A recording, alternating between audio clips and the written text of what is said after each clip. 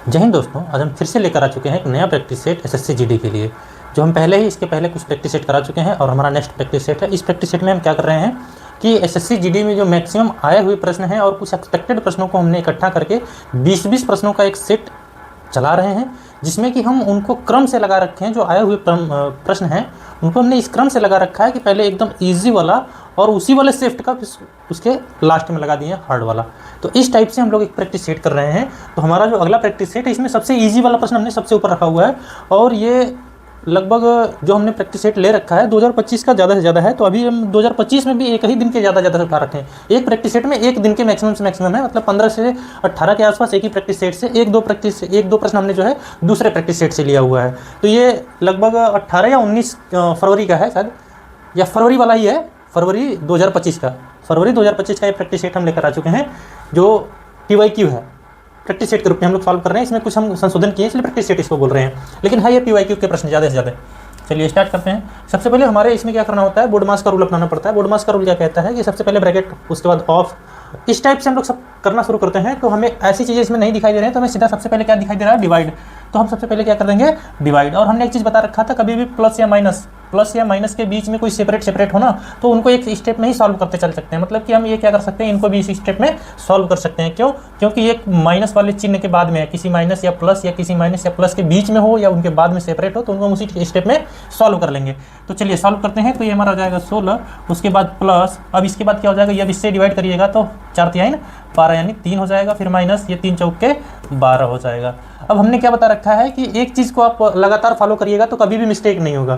क्या चीज़ कि कभी भी याद रखिएगा कि प्लस वाले नंबर एक साथ जुड़ते हैं और माइनस वाले भी नंबर एक साथ जुड़ते हैं। उसके बाद जब केवल दो ही नंबर आ जाए और एक निगेटिव एक पॉजिटिव हो, तो उनको क्या करना पड़ता है, सबट्रैक्ट करना पड़ता है। लेकिन जो उसमें से बड़ी नंबर होती है, जिसमें जो बड़ा नंबर होता है उसके पहले का जो साइन होता है वो साइन लिख लिया जाता है। समझ गए? तो चलिए हम लोग सबसे पहले क्या करते हैं कि 16 3 कितना हो जाएगा, 19 हो जाएगा, माइनस 12 तो कितना आ जाएगा, इसको घटाइएगा तो 12 7 19 यानी 7 आंसर आ जाएगा।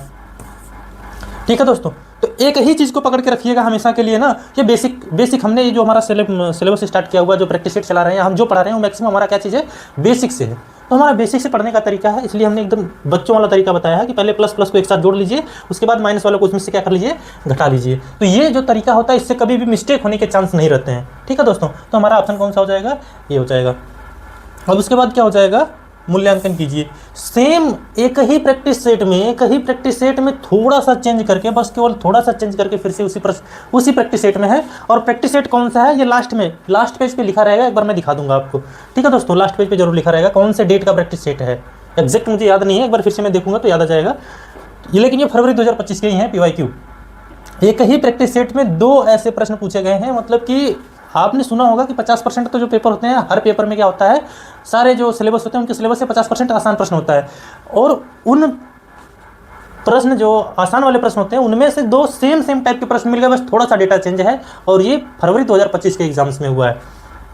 और ऐसे एक ही प्रैक्टिस सेट में, ऐसे ही एक ही दिन में नहीं हुआ, ऐसे कई दिन में हुए हैं। मैंने पिछला प्रैक्टिस सेट सॉल्व कराया हुआ है, उसमें देखिएगा बहुत थोड़ा सा चेंज करके उसमें भी मिलेगा। लेकिन इतना जो ये ज़्यादा सिमिलरिटी है, इसमें तो ज़्यादा ही सिमिलरिटी है। और इसके पहले जो हमने करा रखा है उसमें और थोड़ा सा इससे ज़्यादा कम वाला सिमिलरिटी है। चलिए अब ध्यान दीजिएगा क्या होगा इसमें, सेम वही रूल अपनाना पड़ेगा हमें।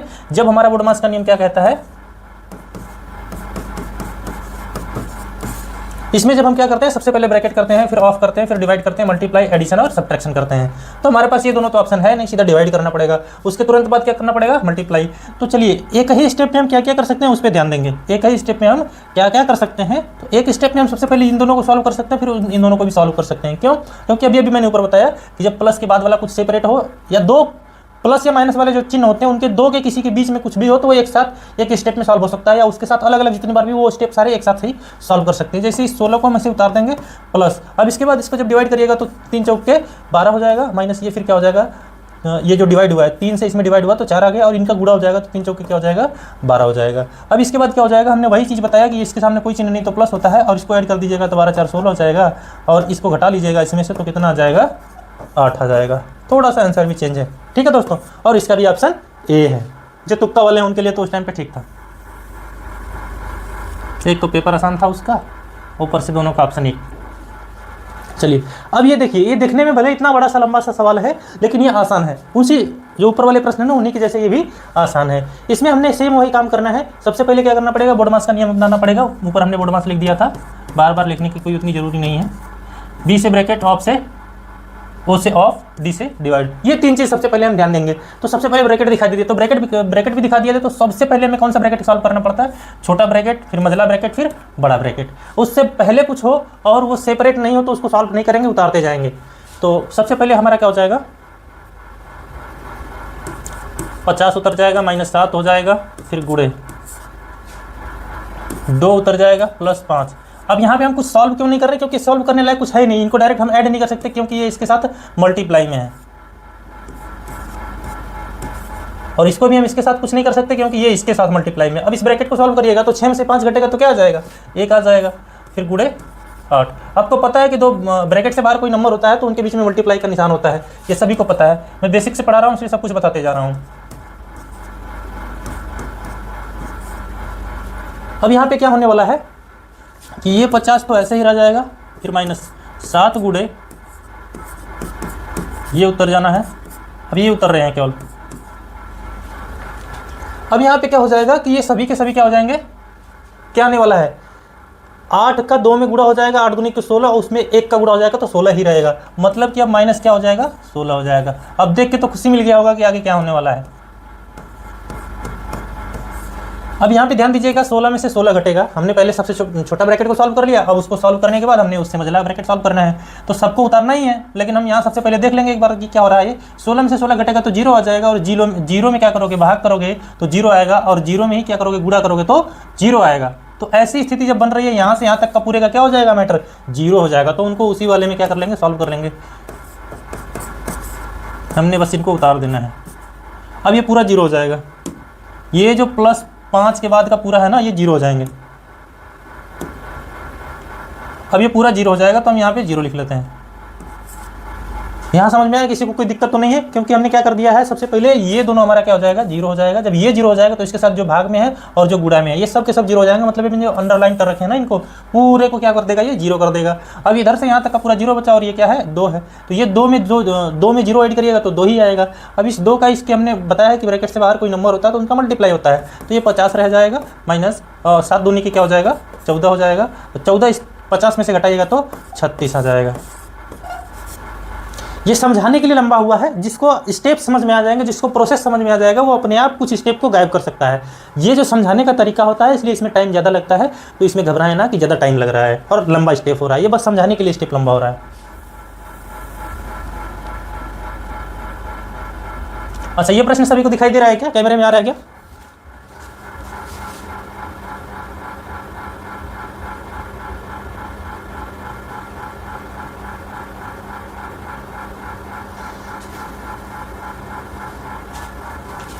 चलिए स्टार्ट करते हैं। यहाँ पे क्या होने वाला है कि सबसे पहले यहाँ पे क्या करेंगे, हम इस पूरे में बोडमास वाला नियम अपनाएंगे। बोडमास वाले में क्या होता है, सबसे पहले हम छोटे ब्रैकेट में सॉल्व करेंगे। तो छोटे ब्रैकेट में सॉल्व करिएगा और बाकी को क्या कर देना है, उतार देना है। अगर कुछ सेपरेट होगा तो सेपरेट कर लीजिएगा, उसको करने लायक है, सॉल्व करने लायक है तो कर लीजिएगा। जैसे ये 19 8 क्या हो जाएगा, इसको डायरेक्ट हम मल्टीप्लाई कर सकते हैं। 19 8 क्या हो जाएगा, 152 हो जाएगा। तो इसको 152 कर लीजिए, फिर गुणे। ये भी अगर सेपरेट कुछ होता है तो सेपरेट कर सकते हैं, लेकिन वेट करिए, अभी वेट करिए, क्योंकि इसके साथ भी मल्टीप्लाई में उसका भी कुछ आ जाने तो उसके बाद एक साथ ही मल्टीप्लाई कर लीजिएगा। ये क्या हो रहा है, 7 गुणे 7, सॉरी भाग है,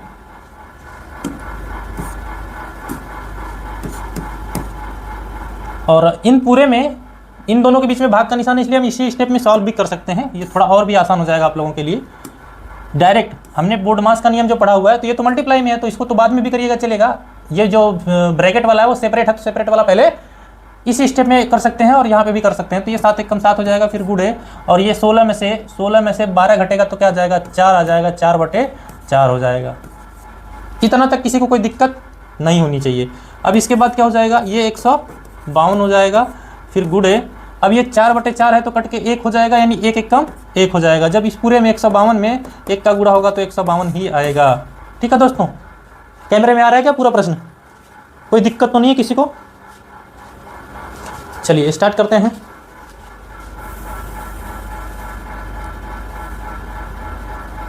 देखिए, ये 5वां प्रश्न जो है बहुत आसान सा प्रश्न है, इसमें किसी को कोई घबराने वाली बात नहीं है। इसमें क्या बताया गया है कि x और y का जो क्या है, व्युत्क्रमानुपाती हैं, एक्स और वाई क्या है, व्युत्क्रमानुपाती हैं, तो निम्नलिखित में से कौन से ऑप्शन सही हो सकते हैं। हमारे पास जो टाइपिंग का सही जुगाड़ नहीं था, तो हमने किसी तरह बस प्रश्न को जो है उसके ऑप्शन को लिख दिया है, ऑप्शन आ नहीं रहा था, तो इसलिए हमने यहाँ पे ऐसे कर दिया है। अब यहाँ पे क्या करना पड़ेगा, एक्स और वाई व्युत्क्रमानुपाती, व्युत्क्रमानुपाती होने का क्या मतलब है, जो एक्स है वो वाई के व्युत्क्रमानुपाती है, ये दोनों एक दूसरे के क्या है, व्युत्क्रमानुपाती हैं। जब व्युत्क्रमानुपाती का निशान हटाते हैं तो क्या हो जाता है, व्युत्क्रमानुपाती का निशान हटाने के बाद और ये जब बराबर का निशान लगेगा यहाँ पे, और ये जो y है, जब पता है कि ये जो आपका y है ये इधर से इधर जाता है, तो इसको अगले स्टेप का इंतजार नहीं करना है, यहीं पे हमें क्या कर देना पड़ेगा, आगे कर देना पड़ेगा। इसका यहाँ पे मल्टीप्लाई हो जाएगा तो एक्स वाई हो जाएगा, और ये जो व्युत्क्रमानुपाती है उसका निशान जब भी हटता है तो बराबर का निशान लग जाता है। बराबर का निशान लगने के बाद इधर तो एक बचा था ना, एक की जगह क्या हो जाएगा, के हो जाएगा। के एक क्या है, कांस्टेंट है। ठीक है दोस्तों, तो ऐसा कोई ऑप्शन है, ये साइंस में भी ज़्यादा आता था कांस्टेंट वाला, गुरुत्व स्थिरांक जी वाले का भी, कैपिटल जी वाले का, इस टाइप से और भी कई सारे जो वैल्यू होते थे, ये जो हम निशान हटाते थे तो यहाँ पे बराबर का निशान लगता था और उसके बाद के लग जाता था। तो ऐसा ऑप्शन कौन सा है, एक्स वाई बराबर के, ये वाला हमारा ऑप्शन है। ठीक है दोस्तों, अब इसको हम लोग सॉल्व करते हैं इसी के स्टेप में। हमारा क्या है, x का 4% बराबर 48 दे रखा है, तो x का मतलब गुणा होता है और 4% मतलब 4/100 होता है, बराबर क्या हो जाएगा 48। अभी मेरा बोर्ड नया है, सब कुछ नया है, तो कहीं लिखने में कोई प्रॉब्लम आ जाए तो उसको ज़्यादा घबराना नहीं है दोस्त। अब ये इससे कटेगा तो क्या हो जाएगा, कटने के बाद सीधा क्या हो जाएगा, ये 1/25 हो जाएगा, या इसको यहीं से कटा दीजिए तो ये कितना हो जाएगा, ये अंश का अंश से काट सकता है, तो कितना हो जाएगा 4 × 4 हो जाएगा, और ये कितना हो जाएगा 4 दूनी के 8 हो जाएगा। अब ये x इधर चला जाएगा तो ये कितना हो जाएगा, x बराबर हो जाएगा 12, और ये 00 इधर चला जाएगा, यानी x की वैल्यू कितनी आ गई 1200। इसमें किसी को कोई दिक्कत नहीं है, सबसे छोटा सवाल था इसमें का, इस पूरे 4-5 क्वेश्चन हमने जो भी लगाया है उसमें सबसे छोटा सा यही रहा है।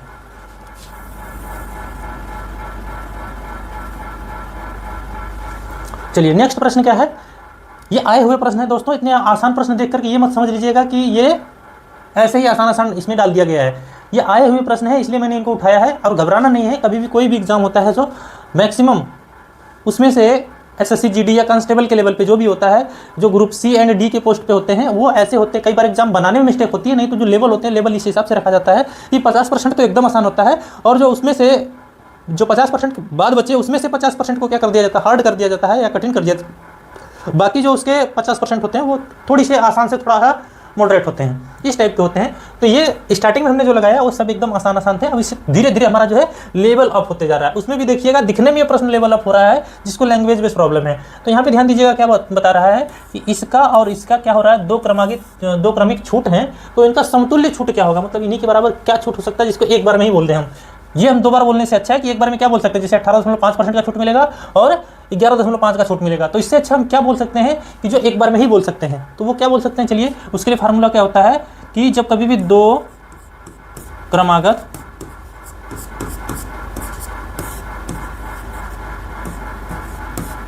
छूट दी जाए, या फार्मूला ही लिख लो, 2 क्रमागत छूट का फार्मूला क्या हो जाएगा, x + y - x y/100। इसके लिए क्या करना होता है, एक जो होता है वैल्यू उसमें x की होती है, एक y की होती है, तो लिख लीजिए ये होता है 18.5, ये लिखा हुआ है, सॉरी यहाँ पे प्लस की जगह मैं माइनस मल्टीप्लाई लिख रहा हूँ। अगला क्या है 11.5 माइनस ये हो जाएगा 18.5 11.5। इसमें क्या करना है दोस्तों, अब इनका क्या कर दोगे, हम इन दोनों को जोड़ दीजिए और इन दोनों को गुणा करके उसमें 100 से भाग कर लीजिए। तो क्या हो जाएगा, ये 5 5 10 को 0 हो जाएगा, और पीछे से एक अंक पे दशमलव लग जाएगा, फिर ये 1 8 9 हो जाएगा, 1 8 9 एक हासिल, ये भी 10 हो जाएगा, ये भी हो जाएगा आपका 0। उसके बाद क्या है 1 1 2 है, उसके बाद 3 हो जाएगा, मतलब इसको खाली हम 30 कह सकते हैं, इतना समझ लीजिएगा, खाली 30 भी बोल सकते हैं। और ये क्या हो जाएगा हमारा, इन दोनों को क्या कर दीजिए आप, गुणा कर दीजिए। जब गुणा कर दीजिएगा ना, तो आप बच्चों की तरह से एक बार गुणा कर लीजिए इन दोनों का, तो बच्चों की तरह से गुणा जब करिएगा तो आपका कुछ ये क्या आने वाला है 18, और एक अप्रोक्सीमेट गुणा करना है। एक अप्रोक्सीमेट गुणा करने से क्या होने वाला है कि हम अप्रोक्सीमेट में आंसर दे सकते हैं, क्योंकि जो इनके ऑप्शन हैं वो बड़ी दूर दूर टाइप के हैं, बहुत थोड़ा सा भी परिवर्तन हो रहा है। ठीक है, तो इसमें क्या करना है हमें कि 18 में 180 होने वाला है, और 180 जो है एक बार और पढ़ दीजिएगा, 18 दाम में 80, 180 जो होता है उससे ये 11 बार है, तो 18 का जब पढ़िएगा तो 190 मतलब कि लगभग ये कितना हो रहा है, 200 के बराबर हो रहा है, यानी 2 के पार होने वाला है।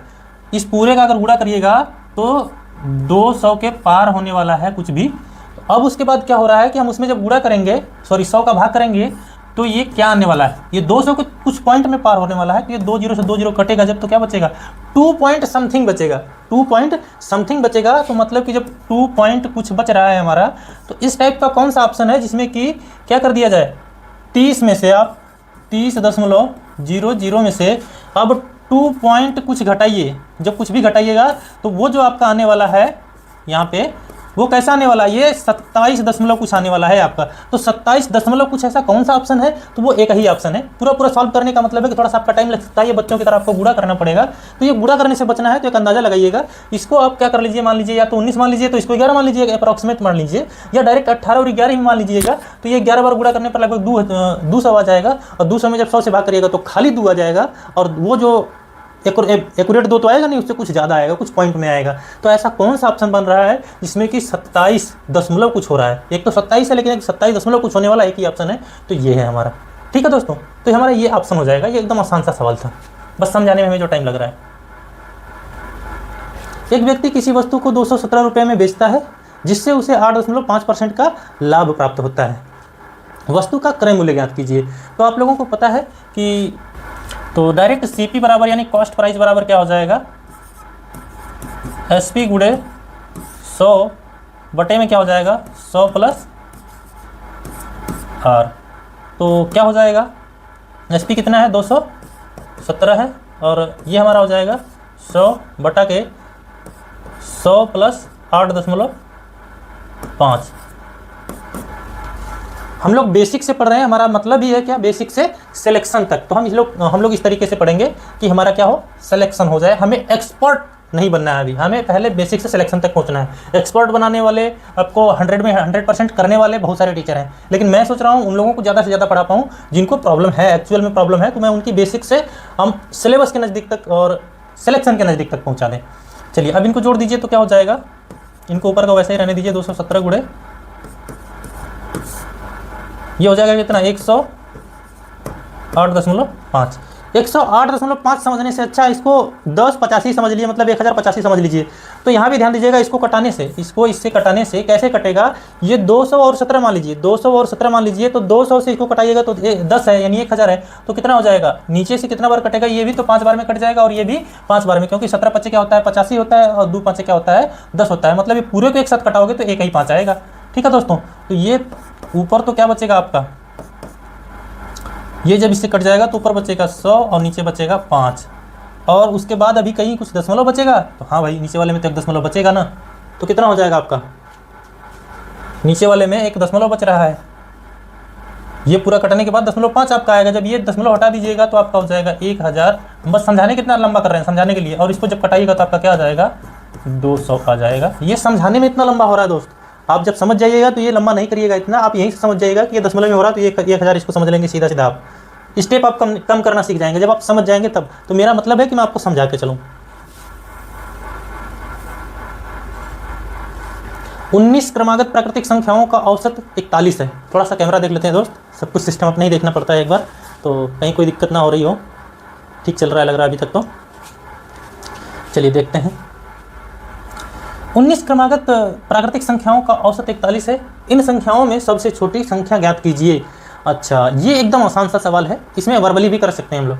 वर्बली क्या तरीका है हमारा करने का, जब ये क्रमागत की बात कर देना तो ये हमारे लिए प्रश्न जो है ना आसान बना देता है। जब भी क्रमागत की बात कर दे और उसके बाद औसत दे दे, क्रमागत की बात करे और औसत दे दे तो हमारे लिए आसान क्या कम कर जाता है, जिसको हम वर्बली कैसे कर सकते हैं। 19 क्रमागत की बात कर रहा है, यानी विषम संख्या है, मतलब कि एक कोई संख्या बीच में होगी, उसके पहले कितनी होंगी, 9 होंगी, उसके बाद भी 9 होंगी, मतलब टोटल 19 संख्याएं हैं। तो एक संख्या आपकी जो है ऐसे ऐसे बहुत सारी होंगी, जिसमें एक आपके बीच में कोई नंबर होगा, उसके बाद इधर टोटल 8 होंगे, और इधर भी 9 होंगे, इधर भी 9 होंगे, और बीच में एक संख्या होगी। उसी संख्या को बता रखा है क्या है, 41।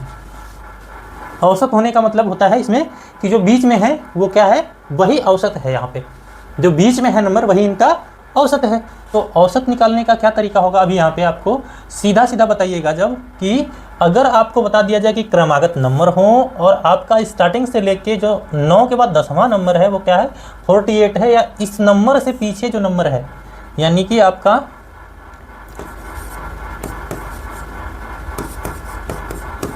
क्रम से संख्या हो, संख्या आपकी कैसे हो, क्रम से हो, और उसके बाद जो आपकी संख्या 41 है ये आपकी क्या हो, औसत हो।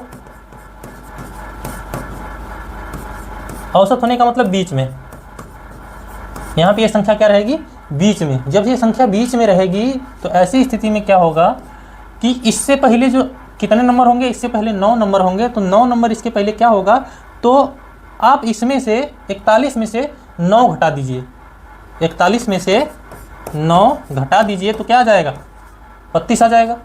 तो ये हमारा जो सबसे छोटा नंबर यानी जो पहला नंबर होगा वही सबसे छोटा नंबर होगा, क्रम से है नंबर। तो जो क्रम से नंबर है और सबसे पहला नंबर सबसे छोटा नंबर तो वो क्या होगा, 32 होगा। ये तो ऐसे हो गया कॉमन सेंस से करने वाला, वर्बली करने वाला।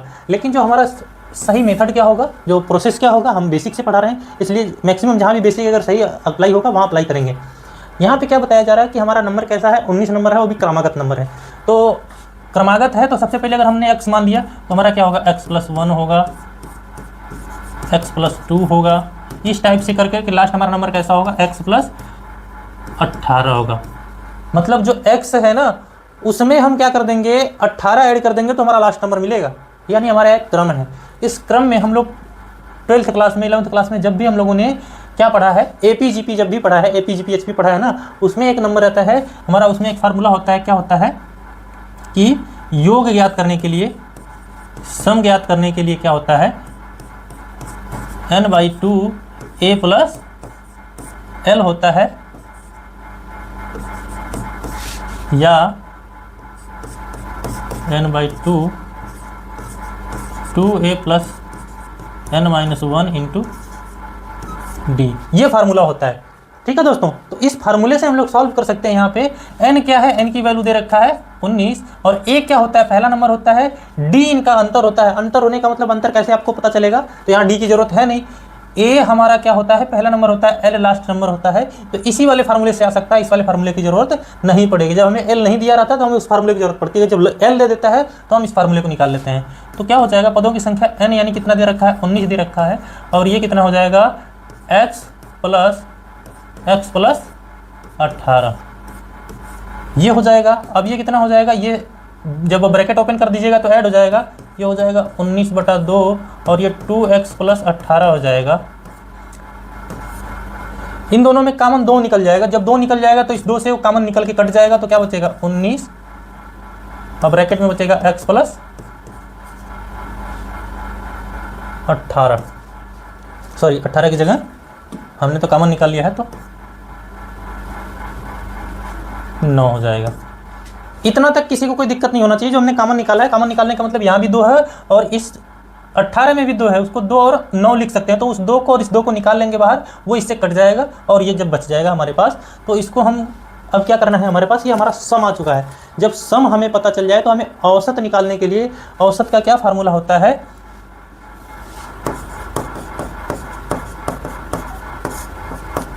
औसत बराबर होता है योग, जो सम निकाले हम लोग,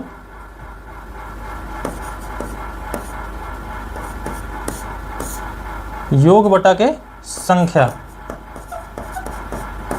योग हमारा कितना आ गया और ये औसत दे रखा है, औसत कितना दे रखा है, 41 दे रखा है, और ये आ गया हमारा कितना 19 और x + 9, और नीचे नंबर कितने हो रहे हैं 19। यहाँ तक किसी को कोई दिक्कत नहीं है ना।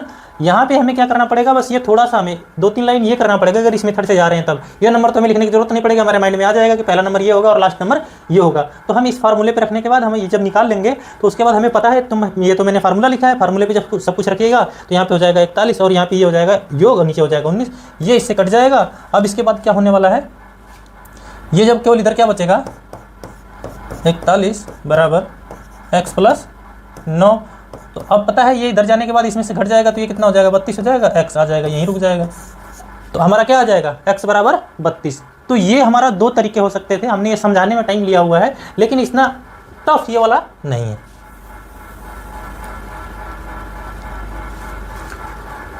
अब ये देखिए, ये मैंने पिछले प्रैक्टिस सेट में भी कराया हुआ है इसी टाइप का सवाल। ऐसे प्रैक्टिस सेट में आपके जो है सवाल मैक्सिमम से मैक्सिमम बन रहे हैं। एक बार कैमरा को देख लिया जाए, सही चल रहा है सब कुछ। अब देखिएगा यहाँ पे क्या करना पड़ेगा हमें। हमने जो पिछला बता रखा है एकदम बेसिक सा बता रखा है। इसमें हमें सबसे पहले क्या दे रखा है, शिवम, रुपेश और मंदार का औसत वजन दे रखा है। फिर 2 लोगों का औसत वजन दे रखा है। 2 लोगों का मतलब शिवम और रुपेश का कितना है, ये वाला है, और रुपेश और मंदार का ये वाला है। ये मतलब ऐसे हम करके औसत दे रखा है। फिर हमें किसी एक का, रुपेश का जो क्या है वजन पूछ रहा है। तो ऐसी स्थिति में हमें क्या करना पड़ता है, जो 3 का दे रखा है उनके पहले लेटर से नाम लिख लेते हैं हम। सबसे पहले शिवम और रुपेश और मंदार यानी एम, ये 3 लोगों का नाम दे रखा है। उन तीनों लोगों का जो हम क्या करते हैं, औसत निकालते हैं। तो औसत निकालने का फार्मूला क्या होता है, मान लीजिए तीनों का कोई वजन रहा होगा, इन तीनों का वजन, इसका वजन, इसका वजन, इसका वजन, और ये टोटल कितने हो रहे हैं, 3 हो रहे हैं। तो बराबर हमें क्या दे रखा है, औसत। औसत कितना है, 46। तो यहाँ से हम अब पूरा ये नहीं करके दिखाएंगे, हम डायरेक्ट क्या कर देते हैं कि इसका इसमें गुणा हो जाता है। ठीक है, बेसिक से तो कर ही रहे हैं, लेकिन इतना भी बेसिक में ना चले जाएं। ये इसके नीचे जो 3 था ना, वो 3 इसके साथ गुणे में आ जाएगा। ये 3 लोग हैं, इसलिए 3 इसके साथ गुणे में चला जाएगा। इसको हम क्या कह लेंगे, 138 आ जाएगा। ठीक है दोस्तों। अब उसके बाद हमारा इसी टाइप से 2 लोगों का दे रखा है। 2 लोगों का जो दे रखा है, तो किसका किसका दे रखा है, शिवम और रुपेश का दे रखा है। बराबर इसी टाइप से उनका कितना है, 39 गुणे, ये 3 लोग थे तो 3 का गुणा हुआ है, 2 लोग हैं तो इसमें 2 का गुणा हो जाएगा। तो ये योगफल निकल रहा है, इनका इनका इनका योगफल, मतलब तीनों का जोड़ करके ये 138 आ रहा है, और इन दोनों का जोड़ करके कितना आ जाएगा, 78 आ जाएगा। इसी टाइप से हमारा क्या है, रुपेश प्लस मंदार का कितना आ रहा है, 48। ये भी 2 लोग हैं तो 2 का इसमें मल्टीप्लाई कितना हो जाएगा, ये 96 हो जाएगा। ठीक है दोस्तों, इसको हम समीकरण 1 मान लेते हैं, इसको समीकरण 2 मान लेते हैं, इसको समीकरण 3 मान लेते हैं। ये हम ऐसा क्यों कर रहे हैं, ऐसा करने के लिए हमने बेसिक तरीके से बताने का तरीका से वो कर रहा हूँ, बेसिक तरीका बता रहा हूँ, इसलिए ऐसे हमें करना पड़ेगा। और ऐसे हम क्यों करते हैं, क्योंकि हमारा जो क्या करना पड़ता है कि इन तीनों में से, 3 नामों में से ऐसा क्या करना पड़ेगा हमें कि 2 नाम कैंसिल हो जाए। 2 नाम कैंसिल होने के लिए इस टाइप का जो ये वाला हमारा समीकरण है, इसी टाइप का एक समीकरण बनना चाहिए। वैसा ही समीकरण बनाने के लिए हमें इन दोनों को कुछ करना पड़ेगा, जोड़ना घटाना कुछ करना पड़ेगा। तो हमें जोड़ना पड़ेगा, क्या करना पड़ेगा, 1 प्लस 2 समीकरण को ऐड कर दीजिए। तो क्या आने वाला है आपका, इन दोनों को ऐड करिएगा तो s तो 1 बार है, r 2 बार है, तो यानी निकलने वाला क्या है, s plus 2r plus m। यहाँ तक किसी को कोई दिक्कत नहीं होनी चाहिए। हमने क्या कर दिया, इन पूरे को जोड़ दिया, इन पूरे को जोड़ दिया है, तो कितना आ गया है, s उतर जाएगा, r 2r हो जाएगा, m उतर जाएगा। अब उसके बाद क्या होने वाला है, इन पूरे को तो जोड़ दिया है, तो इनके बराबर का जो आया उनको भी जोड़ दीजिए। तो इनको जोड़ दीजिए तो 8 6 14 को 4 हो जाएगा, 9 7 16 1 17 हो जाएगा, 174 हो जाएगा। ये हमारा समीकरण क्या आ जाएगा, 4 आ जाएगा। समीकरण 1 और 4 को एक साथ ऐड कर दीजिए, मतलब कि सॉरी यहाँ पे 2 और 3 को ऐड किया है हमने, इन दोनों को ऐड किया है, इन दोनों को ऐड किया है, नहीं 2 और 3 को ऐड किया है। अब हमारा 1 और 4 ऐड होगा, ऐड नहीं होगा, ये माइनस होगा। माइनस होगा, हमने क्यों माइनस करने के लिए बोला, क्योंकि हमें क्या करना पड़ेगा, किसी ना किसी को हमें कैंसिल करना पड़ेगा। तो जिसका बड़ा नंबर रहता है उसमें से सब्ट्रैक्ट करेंगे। तो हमें क्या करना पड़ेगा, यहाँ पे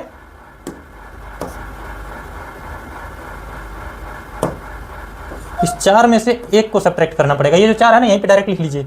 तो क्या हो जाएगा, s plus r plus m बराबर कितना है, 138 है। इनको सब्ट्रैक्ट करिएगा तो ये माइनस हो जाएगा, माइनस हो जाएगा, माइनस हो जाएगा, तो माइनस ये कट जाएगा, ये माइनस कट जाएगा, 2r में से r घटेगा तो r बचेगा, और r बराबर कितना आ जाएगा, ये 36 आ जाएगा। ठीक है दोस्तों, इतना ही करना होता है, ये बेसिक तरीका है। ठीक है दोस्तों,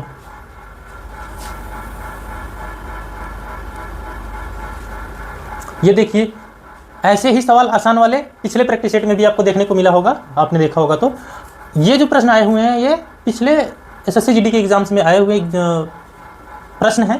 तो ऐसे प्रश्न आते रहते हैं, इसलिए हमने जो है सोचा कि क्यों ना ऐसे ही प्रैक्टिस सेट पढ़ाया जाए जो आते हैं। तो ये प्रैक्टिस सेट कम PYQ है। ठीक है, तो चलिए हम लोग शुरू करते हैं। इसमें क्या दे रखा है, मूलधन ज्ञात करना है, 6% की वार्षिक दर है, और 3 वर्ष के लिए टाइम है, और ब्याज दे रखा है इतना, हमें मूलधन ज्ञात करना है। तो SI बराबर होता है PRT/100। ठीक है दोस्तों, एकदम बेसिक सा, एकदम बेसिक सा। और मैं कभी क्या करता हूँ, एक फार्मूले से दूसरा फार्मूला कम ज्ञात करता हूँ, मतलब कम रटवाता हूँ। एक ही फार्मूले पे सबकी वैल्यू रख दो और उसको घटाने आना चाहिए, जोड़ने घटाने उनका कैलकुलेशन करने आना चाहिए। जैसे यहाँ पे हमने क्या रख देना है, 576, SI है ये 576 है, और पी हमें ज्ञात करना है, आर हमारा दे रखा है कितना 6 और इसका दे रखा है 3 और ये हो जाएगा 100। इनको कटा दीजिए तो ये 6 से कटेगा, 6 9 54 हो जाएगा और यहाँ पे 3 बचेगा तो ये 36 हो जाएगा, 6 6 36 हो जाएगा। फिर इस 3 से इसको कटा दीजिएगा तो कितना हो जाएगा 3 त्रिक के 9 और 3 दूनी के 6। अब ये कितना आ गया 32 आ गया।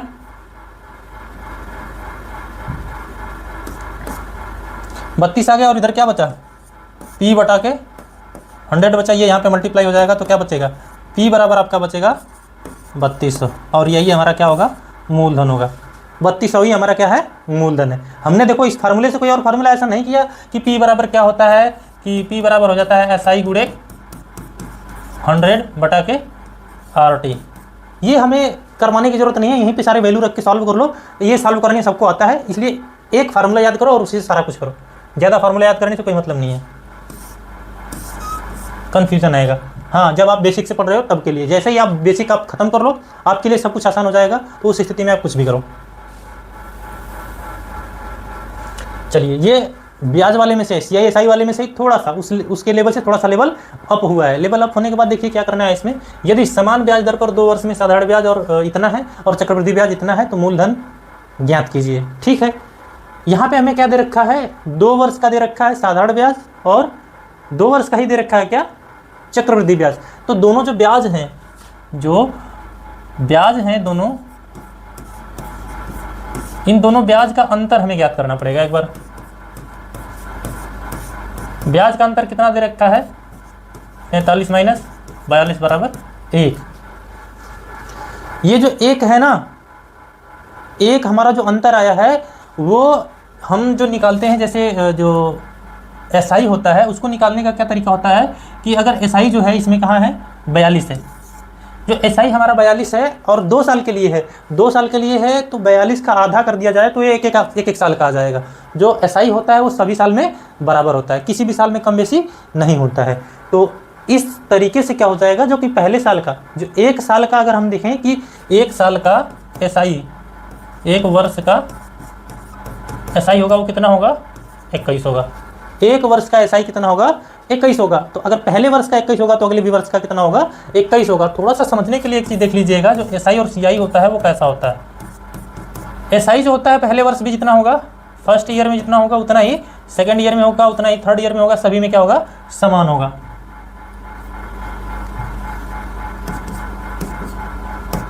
तो अभी यहाँ दो ही साल की बात की जा रही है, तो 2 ही साल की देखी जाए तो यहाँ पे 21 रहेगी और यहाँ पे 21 रहेगी। और एक चीज़ जानिएगा, सबको पता होना चाहिए कि SI और CI जो होता है 1 साल के लिए, कभी भी 1 साल के लिए SI और CI क्या होता है बराबर होता है, या 1 टाइम के लिए CI और SI बराबर होता है। जब टाइम 1 हो तो उस स्थिति के लिए दोनों CI और SI बराबर होता है। अगर इसका 21 है तो इसका भी 21 आएगा। सब कुछ सेम हो तो पहले साल के लिए SI CI सेम होता है, सब कुछ सेम होने पर। अब उसके बाद क्या करना होता है, दूसरे साल में तो हमारा क्या होता है, जो पूरा का पूरा CI होता है, मतलब जो हमारा मूलधन होता है, मूलधन का जो CI होता है वो कितना आता है सेम आता है। पहले तो कितना आ जाएगा मूलधन पे आ जाएगा, मूलधन पे हमारा कितना आ जाएगा इतना आ जाएगा। लेकिन जो पहले ईयर का जो हमारा ब्याज होता है उसके ऊपर भी हमें क्या करना पड़ता है ब्याज देना पड़ता है। तो 21 रुपये पर भी हमें क्या करना पड़ता है ब्याज देना पड़ता है। तो उस स्थिति में जब हमारा ये तो मूलधन था, मूलधन पे हमारा ब्याज आ गया तो कितना आ गया 21 आ रहा है। लेकिन जो पहले साल का ब्याज है यानी इसको भी क्या कर देंगे हम P बना देंगे जब, यानी ये भी मूलधन बन जाएगा। तो इस मूलधन पे हमारा कितना ब्याज आ रहा है, वही तो हमारा कितना आ रहा है ये वाला आ रहा है मूलधन पे। ये जो 21 को हम मूलधन बना दे रहे हैं तो इस मूलधन पे भी तो हमें अगले साल में ब्याज देना पड़ेगा। पहले तो हमारा जो मूलधन है उस पर हम ब्याज दे रहे हैं कितना 21 रुपये। लेकिन जो हर साल ब्याज रेडी हो रहा है उस ब्याज के ऊपर भी ब्याज लगते जा रहा है। तो ये जो 21 है 21 के ऊपर हमें जो ब्याज लगेगा वही हमारा कितना आ रहा है 1 आ रहा है। तो हम उसको क्या लिख सकते हैं कि जो हमारा SI है 1 बराबर क्या हो रहा है, कैसे हो रहा है, तो ये किसके ऊपर लग रहा है P के ऊपर लग रहा है। P कितना वहाँ पे 21 है और R कितना है उसका, R हमें निकालना पड़ेगा। और T कितना दे रखा है 1 ईयर, वो 21 पे जो लग रहा है 21 के ऊपर जो ब्याज लग रहा है वो 21 साल को तो लग रहा है जो 1 आ रहा है। ठीक है, तो अब इसके बाद यहाँ से हम क्या कर लेंगे 100 कर लेंगे, ये इसके नीचे चला जाएगा और ये इसके नीचे आ जाएगा और 1 का कोई मतलब नहीं होता है। मतलब हमारा जो R आ गया, यहाँ पे जो R की वैल्यू आएगी वो 100/21 आएगी। ये लिखने में थोड़ा सा पेन हमारा सही ना चले तो उसे समझ जाइएगा, हमारी आवाज़ों को ध्यान दीजिएगा। हमने क्या बता दिया कि R बराबर कितना आ गया 100 आ गया, R बराबर 100 बटा के 21 आ गया। तो हमें SI बराबर क्या होता है PR T बटा के 100 होता है। इससे हम फार्मूला पे सब कुछ रख देंगे तो यहाँ पे क्या होता है 42 होता है, और यहाँ पे क्या होता है P की वैल्यू हमें याद करना है, और ये 100 बटा के 21 है गुणे 2 है बटा के 100। अब ये ध्यान दीजिएगा, ये इसके साथ ये कट जाएगा और ये इसको कटा देगा तो कितना हो जाएगा, ये 21 हो जाएगा, और ये P गुणे 21 आएगा, तो ये P बटे 21 आएगा, P बटे 21 आ जाएगा, 21 इसके साथ गुणा हो जाएगा तो P बराबर आ जाएगा 441। तो ये हमारा इस तरीके से P का वैल्यू आ सकता है। ठीक है दोस्तों, ऐसे हमारा क्या है कि पूरा का पूरा सॉल्यूशन जो है अभी तक हमने किया वो सारा बेसिक से किया है और समझा के किया है, इसलिए टाइम लग रहा है। तो टाइम पे मत जाइएगा आप लोग समझने पे जाइएगा कि आपको समझ में आना चाहिए, तरीका समझ में आना चाहिए। ठीक है दोस्तों, तो दोस्तों अभी हमारा जो 12वां क्वेश्चन हो गया है, अभी हमारा 13वां क्वेश्चन आ चुका है सामने, इस पर हम लोग चलिए सॉल्व करते हैं। पीतल से बने एक अर्धगोलाकार कटोरे की आंतरिक त्रिज्या इतना दिया हुआ है और इसको 4 रुपये प्रति cm स्क्वायर की दर से इसके अंदर टिन चढ़ाने यानी मान लो पेंट ही कराने की लागत लग रही है। तो इसका जो ऑप्शन होगा, कौन सा ऑप्शन सही होगा, जो लागत होगा टोटल इस पूरे कटोरे को पूरा टिन चढ़ाने का कितना खर्च आएगा उसको हमें ज्ञात करना है। तो सबसे पहले हमें इसका क्या निकालना पड़ेगा, एरिया निकालना पड़ेगा। तो जो अर्धगोला का वक्र पृष्ठ क्षेत्रफल होता है, अर्धगोला का वक्र पृष्ठ क्षेत्रफल जो होता है वो क्या फार्मूला होता है, उसको लिखते हैं A बराबर क्या हो जाएगा 2πr स्क्वायर होता है, और यहाँ पे r की जगह हमें क्या दे रखा है, r बराबर 3.5 दे रखा है। तो चलिए वैल्यू रख दीजिए सभी का, ये हो जाएगा 2 और ये होता है 22/7, और इसकी जगह हमें क्या रखना है 3.5 गुणे 3.5, मतलब ये 2 बार लिखने से आसान हो जाएगा थोड़ा कटाने में, या तो हम एक बार लिख के स्क्वायर करते हैं, तो बात वही है। तो अब क्या हो जाएगा, इनमें से देखिए 7 से किसी को कटाने के लिए डायरेक्ट आप 7 में से 35 कटा सकते हैं, या फिर क्या करा सकते हैं आप 2 इंटू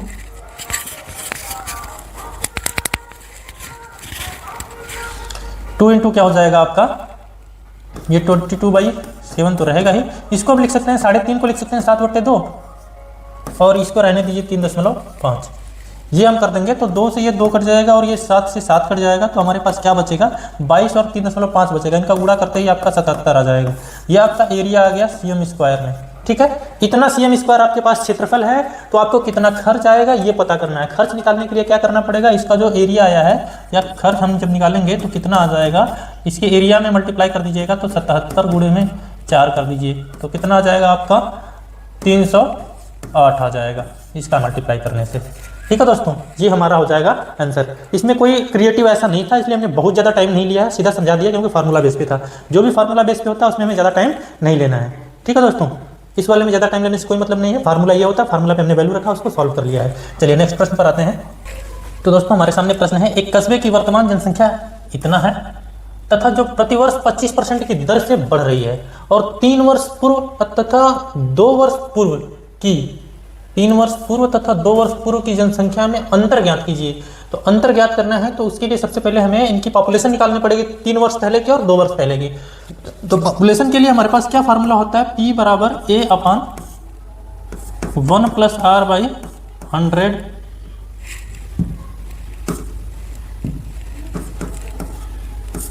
की पावर n। यहाँ पे A क्या है, A आपकी वर्तमान जनसंख्या है, ये वर्तमान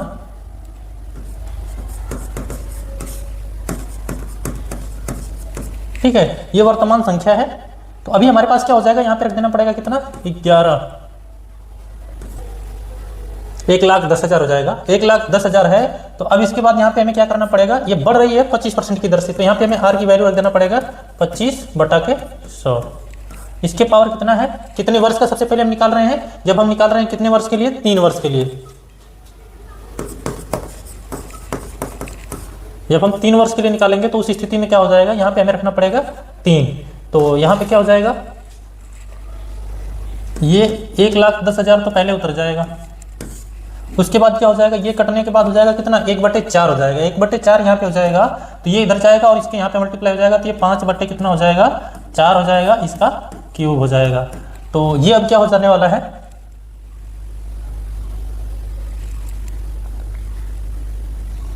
एक 1,10,000।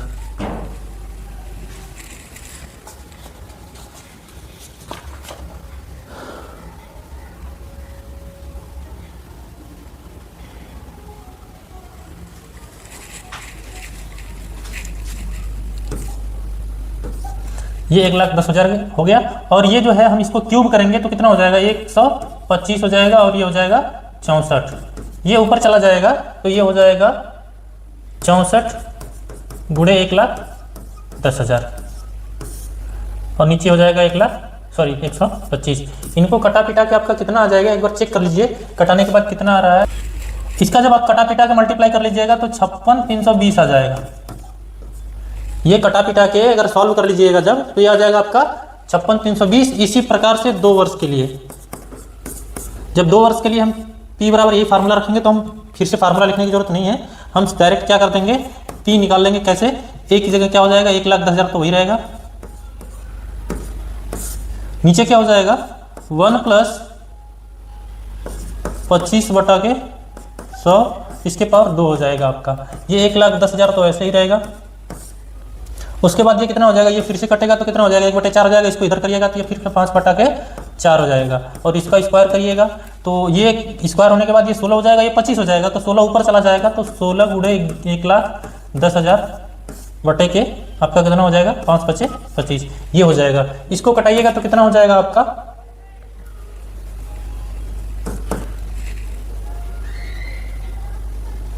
इसका आ जाएगा 70-40, इसका 70-40 आ जाएगा। अब हमसे पूछा क्या है कि जो 3 वर्ष पहले और जो 2 वर्ष पहले जनसंख्या है उनका अंतर क्या है, तो हमें अंतर बताना है तो हम अंतर निकाल लेंगे। अंतर कितना हो जाएगा, 70-40 - 56,320। इनको सब्ट्रैक्ट कर देने से आपका कितना आ जाने वाला है, ये आ जाएगा आपका 1480, 14,080। ये आपका आंसर आ जाएगा।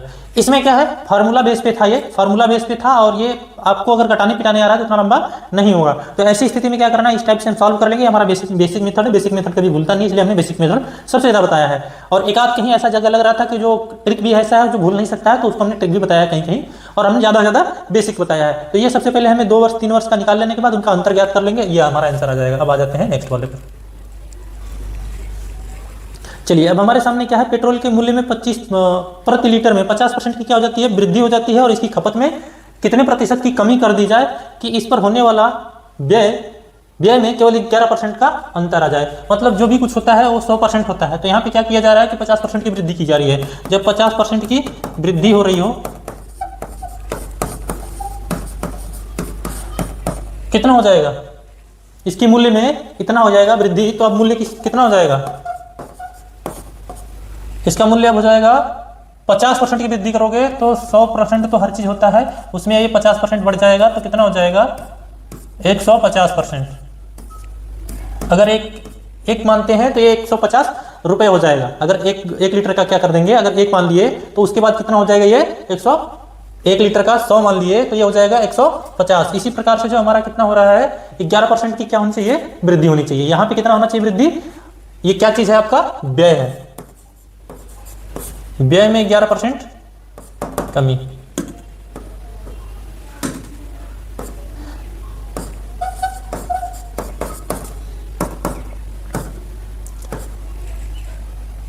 वृद्धि यहां पे भी है भाई।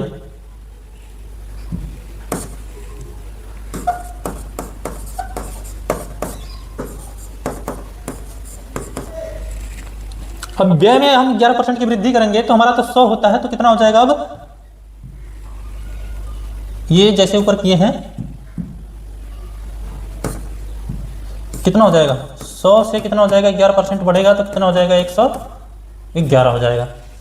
अब इसमें हमें क्या करना है कि जो कितना कमी करना पड़ेगा, कमी प्रतिशत ज्ञात करना पड़ेगा। तो मूल्य से देखिए कितना हुआ है, ये इससे कितना कमी हुआ है, तो सबसे पहले कमी ज्ञात कर लें, फिर कमी परसेंटेज हमें पता चल जाएगा। कमी कितना हो जाएगा, 150 - 111 यानी 39। तो अब हमें प्रतिशत निकालना है, कमी प्रतिशत, तो कितना हो जाएगा, 39/150 गुणे कितना हो जाएगा,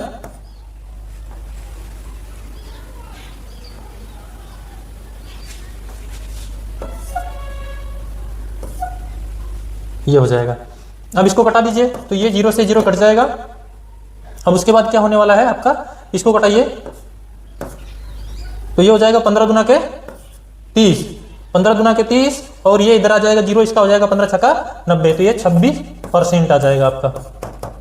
ठीक है, ये जो आपकी कमी आई है आपकी 39% है, और ये 39 बटा के 150 कर दीजिएगा तो कितना आ जाएगा, और गुणे 100 कर देने से आ जाएगा 26%। तो इसमें ज़्यादा कुछ करने की जरूरत नहीं थी, हमने मूल्य में क्या किया है, वृद्धि कितना हुई थी वो वृद्धि बता दिया है, उसके बाद व्यय में कितना वृद्धि हुई वो वृद्धि लिख लिया है। उन दोनों में क्या अंतर आया, अंतर यहाँ पे यानी कमी कितना हुआ है, तो कमी हमारा इतना आ जाएगा, और कमी बटा के क्या हो जाएगा 150, बेस हमारा कितना है 150, यहाँ से यहाँ इतना आया है ना, तो जहाँ से अगर जिस बेस से या तो कम हो या जिस बेस से ज्यादा हो, तो अगर हम कमी या वृद्धि प्रतिशत निकालते हैं तो जिसको बेस मानते हैं वो नीचे रहता है, जिसको बेस मानेंगे वो नीचे रहता है। यानी हमारा बेस 150 था, 150 से कितना आ गया था 111 आ गया था, तो 111 आ गया तो हम उसको बेस मान के कमी प्रतिशत निकाल लेंगे।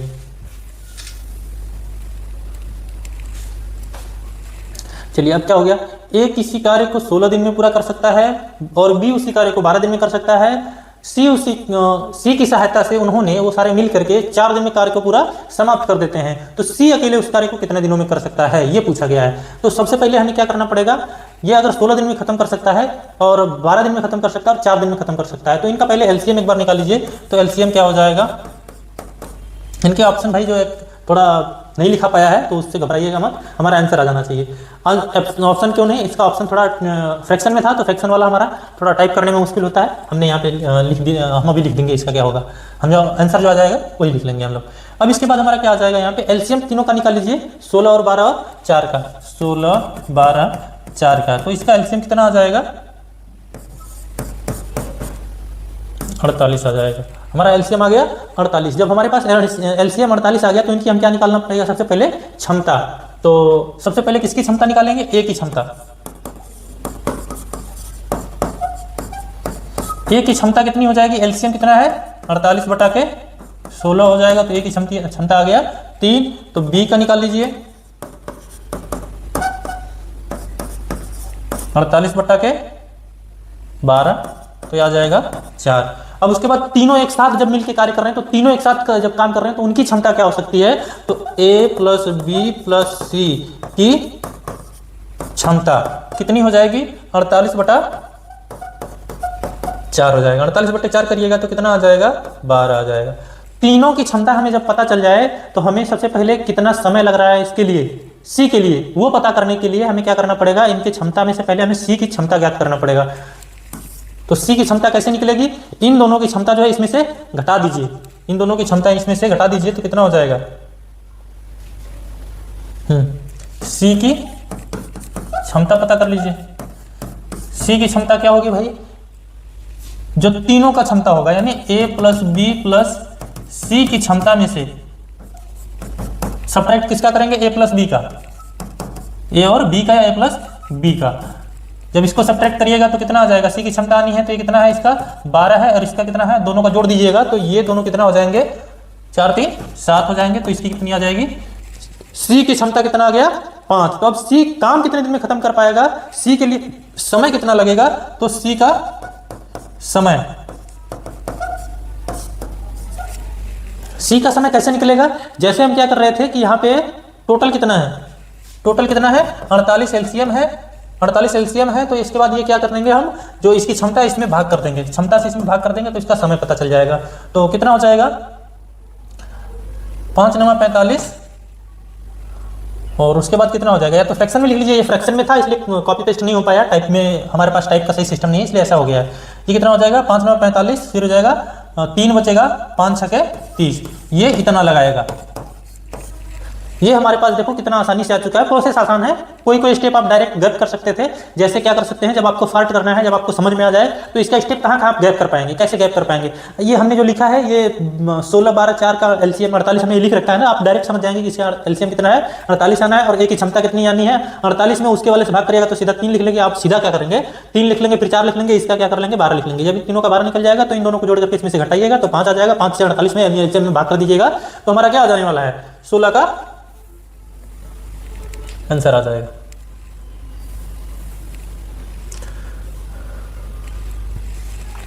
चलिए अब शुरू करते हैं।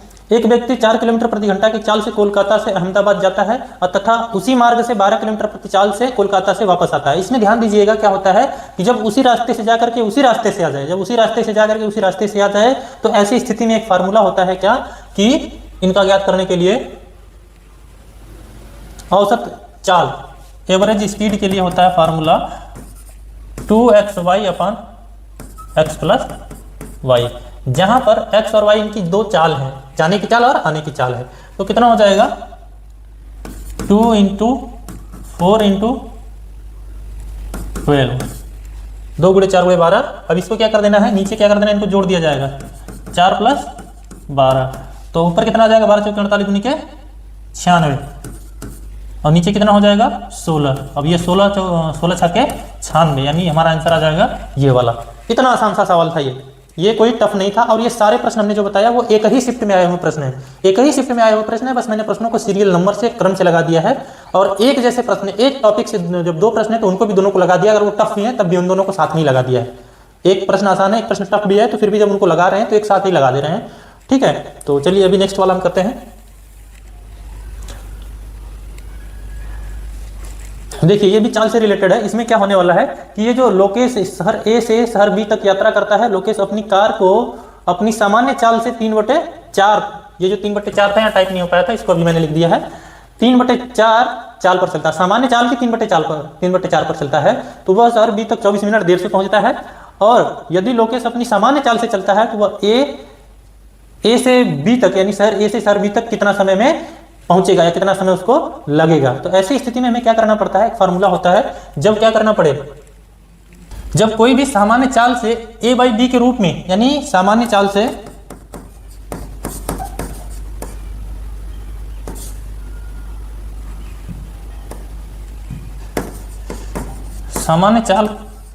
की कोई a/b का फ्रैक्शन हो, कोई a/b का फ्रैक्शन हो और उसको t समय क्या हो रहा है, t मिनट क्या हो रहा है, देरी हो रही हो, ऐसा अगर हो रहा हो तो ऐसी स्थिति में हमें एक फार्मूला मिलता है क्या करने के लिए, निकालने के लिए, कि इसका जो होगा a यानी फ्रैक्शन का जो न्यूमरेटर होगा, जो अंश होगा, और उसके बाद क्या हो जाएगा मॉड में लिख लिया जाएगा a - b, फिर उसके बाद क्या हो जाएगा गुणे t।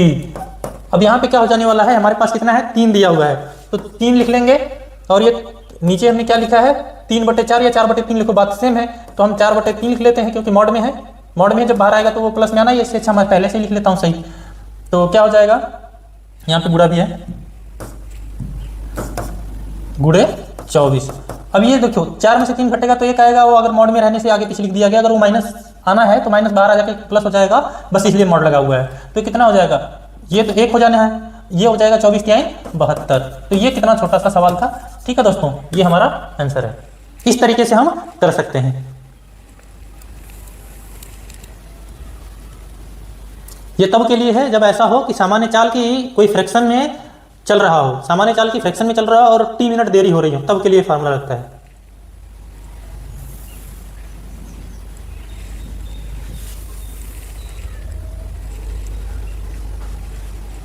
चलिए अब नेक्स्ट प्रश्न आ चुका है। आय और व्यय का अनुपात इतना दे रखा है, आय में 40% की वृद्धि होती है और व्यय में 20% की कमी होती है।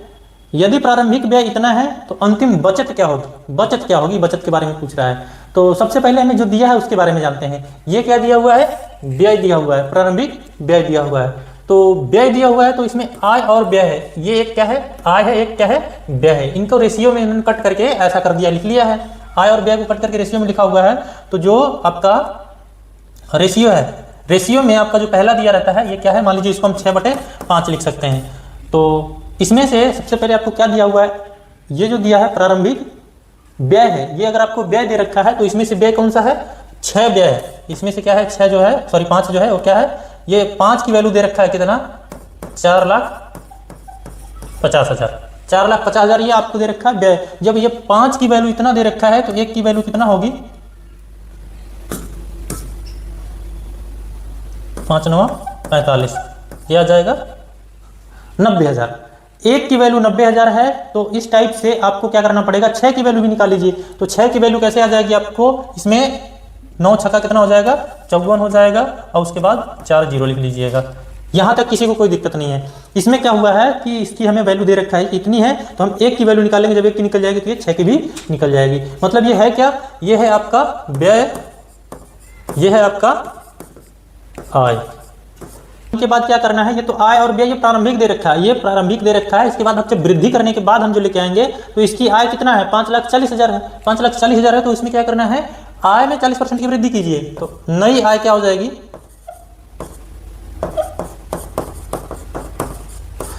नई आय कितना आ जाएगी, 5,40,000 गुणे, अब ये बढ़ाया जा रहा है 40%, जब बढ़ाया जा रहा है तो 40% बढ़ाने के बाद इसको हम क्या लिख सकते हैं, 140%। इसकी वैल्यू आप इसको कटाइए पिटाइए तो कितना आ जाएगा, एकदम अच्छे से कटा लीजिएगा तो कितना होगा, 75,600। ये आप कटा लीजिएगा, मैं समय बचाने के लिए इतना कर दे रहा हूँ, 75,600 आ जाएगा। फिर नई व्यय हमें निकालना है, नई व्यय। जब हमें नई व्यय ज्ञात करना है तो हमें क्या करना पड़ेगा, इसका व्यय कितना है, व्यय है इसका 4,50,000, 4,50,000 है। इसमें क्या बोला जा रहा है, 20% की कमी हो रही है, तो 100% कोई वैल्यू होता है, उसका 20% कमी करने का मतलब 80% हो जाएगा। तो ये 4,50,000 का 80%। इसको जब सॉल्व करिएगा तो कितना आ जाएगा, आप कटा लीजिए, इसका कटा लेने के बाद आपका आ जाएगा कितना, 3,60,000। मतलब जो ये है आपका 5,40,000 को जब हम 140% कर रहे हैं तो ये 7,56,000 हो जा रहा है, और ये 4,50,000 को जब 80% कर रहे हैं, वृद्धि कर देने के बाद, कमी कर देने के बाद, दोनों का क्या ये वैल्यू आ जाएंगे, 3,60,000। अब इसके बाद बोल क्या रहा है कि इसमें क्या हो रहा है, अंतिम बचत क्या हो रही है। जब ये आय है और ये व्यय है तो बचत क्या होगी, इन दोनों को घटा लेना है। बचत अब कितनी हो जाएगी, 0 रहेगा, 3,96,000, 3,96,000। इस तरीके से हम कर सकते हैं, कहीं कोई जीरो छूटा रहे तो आप लोग देख लीजिएगा। इसमें हमें करना क्या, एकदम सिंपल प्रोसेस था, प्रोसेस सिंपल था इसलिए कोई दिक्कत नहीं। जब प्रोसेस टफ होता है तब हमें दिक्कत आती है। हमें सबसे पहले क्या करना था, ये जो फ्रैक्शन दे रखा था, जो रेशियो दे रखा था, उसमें हमें जो व्यय है, व्यय वाले की वैल्यू इधर दे रखा था हमें पहले से ही, तो हमने ये लिख लिया। उससे 1 की वैल्यू जब निकालेंगे तो 1 की जब वैल्यू पता चल जाए तो 6 की भी वैल्यू निकल जाएगी। तो ये आय थी, ये व्यय थी, तो नई आय हमें याद करना पड़ेगा कैसे, जब 40% बढ़ा देंगे तो 140% हो जाएगा, मतलब कि ये वैल्यू आ जाएगी आपकी। अब ये नई व्यय कितनी हो जाएगी, नए व्यय को 20% कमी की जा रही है, तो 20% कमी करने का मतलब 80% की बात कर रहा है। 80%, इतने का 80% जब निकालिएगा तो ये आ जाएगा, इतने का 80% ये निकालिएगा, आ जाएगा। इनको सब्ट्रैक्ट करने के बाद 3,96,000 आएगा, वही आंसर हमारा है।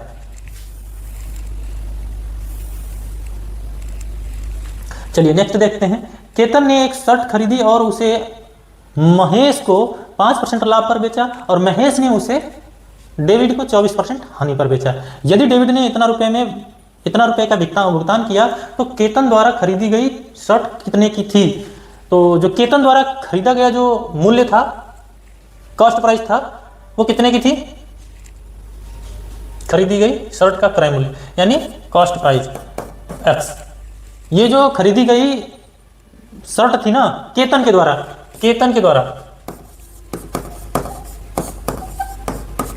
केतन का कॉस्ट प्राइस कितना था, कितना में खरीदा था उसने, x रुपए में अगर खरीदा था तो हमें क्या कर देना पड़ेगा यहाँ पे, x गुणे।